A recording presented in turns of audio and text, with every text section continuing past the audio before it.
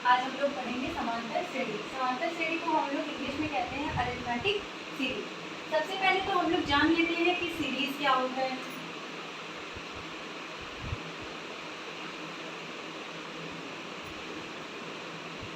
निश्चित क्रम में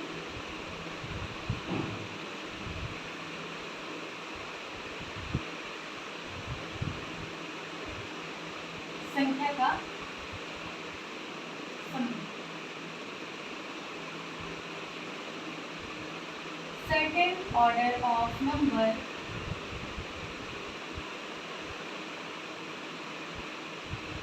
that is called series.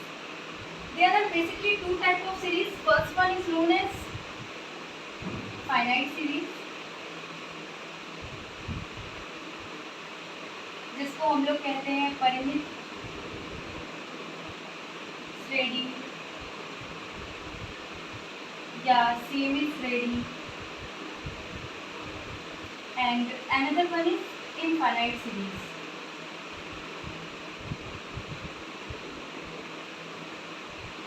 Infinite series that is called अनंत श्रेणी।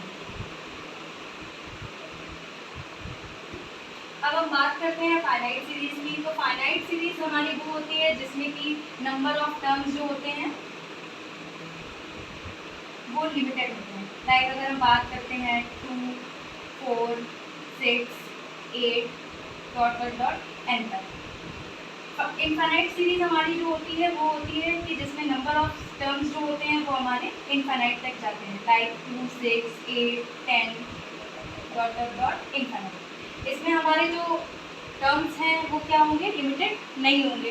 ये कहाँ तक जाएंगे, इनफाइनाइट तक। अगर हम बात करते हैं मल्टीपल ऑफ 2, तो मल्टीपल ऑफ 2 तो बहुत बहुत आगे अनंत तक चला जाएगा। लेकिन अगर हम बात करते हैं multiple of 2 that is greater than और इक्वल टू या फिर लेस देन और इक्वल टू 20 या 12, अगर हम ग्रेटर देन की बात करते हैं तो हमारा जो नंबर ऑफ टर्म्स है वो कहाँ होगा, 20 के बाद भी होगा, लाइक 22, 23। अगर हम लेस देन की बात करते हैं, लेस देन 20 या और इक्वल टू 20, तो हमारा नंबर ऑफ टर्म्स कहाँ तक जाएगा कि हमारा लास्ट डिजिट क्या हो, 20 या तो इक्वल होगा, और अगर इक्वल है तो 20 तक जाएगा, और अगर लेस देन की बात करते हैं तो यानी कि 18। तो हमारा जो 20 तक का लास्ट टर्म है ये क्या इस सीरीज को फॉलो करेगा, किसको, फाइनाइट सीरीज को।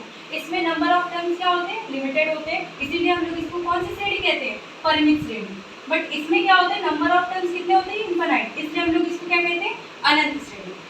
अब हम बात करते हैं कि समांतर श्रेणी क्या होता है। अब हम बात करते हैं समांतर श्रेणी की।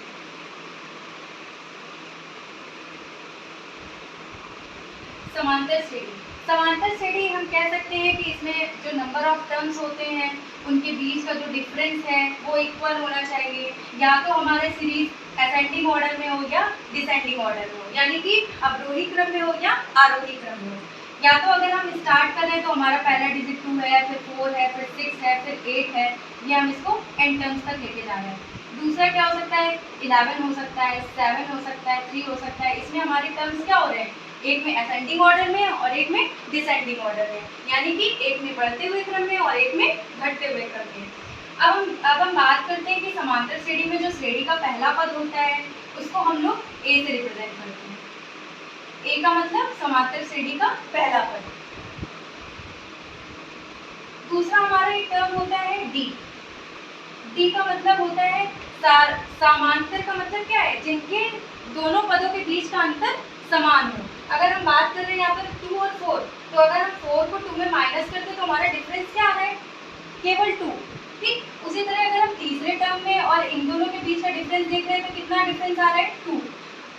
चौथा पद और तीसरे पद के डिफरेंस देख रहे हैं तो कितना आ रहा है, 2।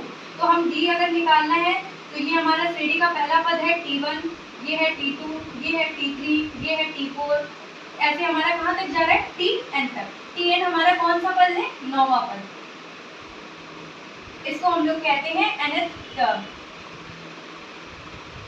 ठीक, अब हम बात करते हैं डिफरेंस की।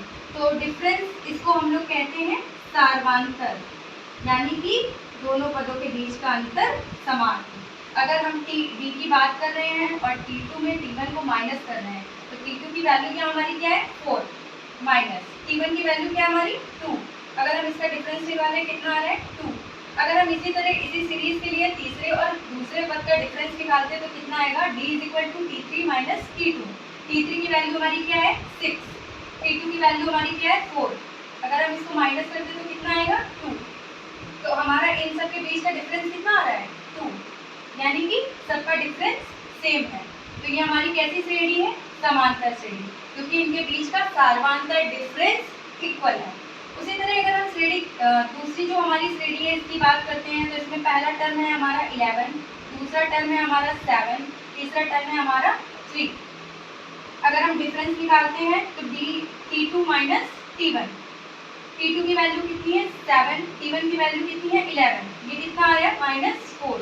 अगर हम इसी तरह T3 और T2 के बीच का डिफरेंस निकालते हैं तो कितना आएगा T3 माइनस T2, यानी कि 3 माइनस 7, इसके बीच का डिफरेंस कितना आएगा -4। यानी कि इन दोनों इस श्रेणी में भी सारी पदों के बीच का जो डिफरेंस है सार्वांतर है वो कितना होगा -4।